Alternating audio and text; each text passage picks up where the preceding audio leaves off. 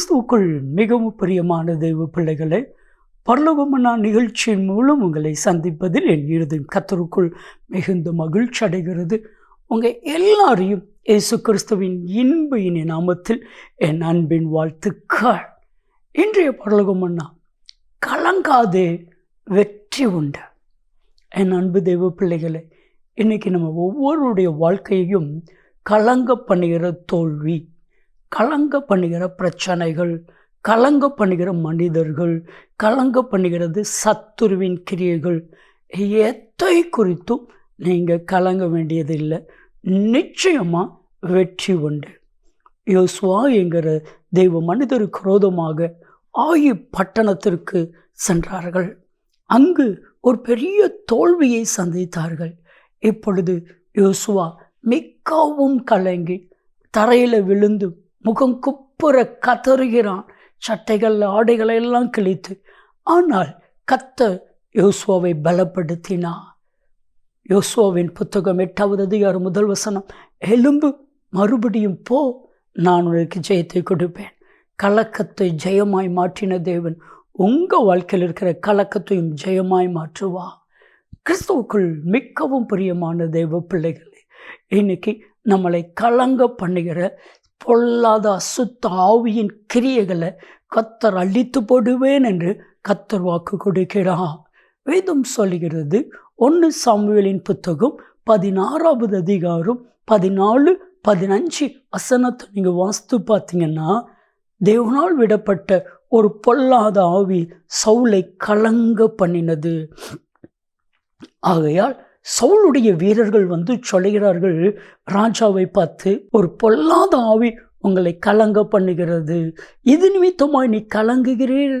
என் அன்பு தெய்வ பிள்ளைகளே, இன்னைக்கு ஒரு பொல்லாத அசுத்த ஆவி உங்களையும் உங்கள் பிள்ளைகளையும் உங்கள் குடும்பத்தையும் கலங்க பண்ணுமையானால், உங்களை கலங்க பண்ணுகிற பொல்லாத அசுத்த ஆவியின் கிரியைகளை உங்கள் காலின் கீழே போட்டு கத்த நசுக்கி போடுவா. என் அன்பு தெய்வ பிள்ளைகளே, இன்னைக்கு ஒவ்வொருடைய குடும்பத்தையும் கலங்க பண்ணுகிறது பொல்லாத அசுத்த ஆவியின் கிரியைகள். கலங்காதேங்க. அந்த அசுத்த ஆவியின் கிரியைகளை பார்த்து யாருமே கலங்க வேண்டாம். அந்த சத்துருவின் கிரியைகளை ஜெயிக்கக்கூடிய பலனை கத்தவங்க ஒவ்வொருவருக்கும் கத்தர் கொடுக்கிறான். நீங்கள் வாஸ்து பார்த்தீங்கன்னா, எபேசியர் 6வது அதிகாரம் 11ஆம் வசனத்திலிருந்து 20ஆம் வசனம் வரைக்கும் நீங்கள் வாஸ்து பார்த்தீங்கன்னா, மாம்சத்தோடும் இரத்தத்தோடும் மாத்திரமல்ல, அதிகாரங்களோடும் இப்பிரபஞ்சத்தின் அந்தகார லோகாதிபதிகளோடும் வான மண்டலத்தின் பொல்லாத ஆவிகளின் சேனைகளோடும் நமக்கு போராட்டம் உண்டு. ஆகையால் தான் ஆண்டவர் சொல்றார், யோவான் 14:1, உங்கள் இருதயம் கலங்காதிருப்பதாக. உங்களை கலங்க பண்ணுகிற எல்லா பொல்லாத அசுத்த ஆவியின் கிரியைகளை கர்த்தர் அழித்து போடுவார். கர்த்தர் அழித்து போடுவார். நிச்சயமாக விசுவாசிங்க.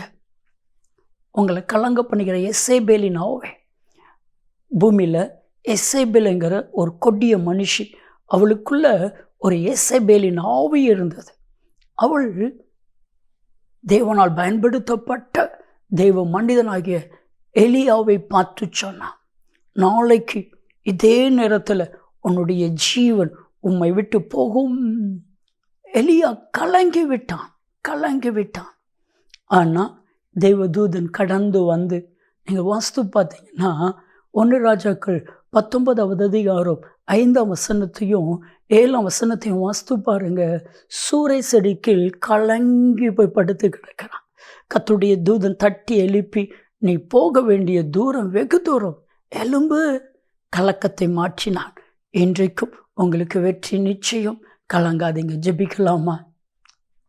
அன்பின் பரலோக பிதாவே, இவருடைய கலக்கத்தை கொண்டு வருகிற பொல்லாத அசுத்த ஆவியின் கிரியைகள் கர்த்தராகிய இயேசு கிறிஸ்துவின் நாமத்தில் அழிக்கப்படுவதாக. கலக்கம் மாறட்டும். இயேசு கிறிஸ்துவின் நாமத்தில் ஜெபிக்கிறோம் ஜீவனுள்ள பிதாவே. ஆமென், ஆமென். பிரியமானவர்களே, கலக்கத்தை கர்த்தர் ஜெயமாய் மாற்றுவா. நன்மையும் கிருபையும் ஆசீர்வாதங்களும் நிச்சயமாய் உங்களை தொடரும்.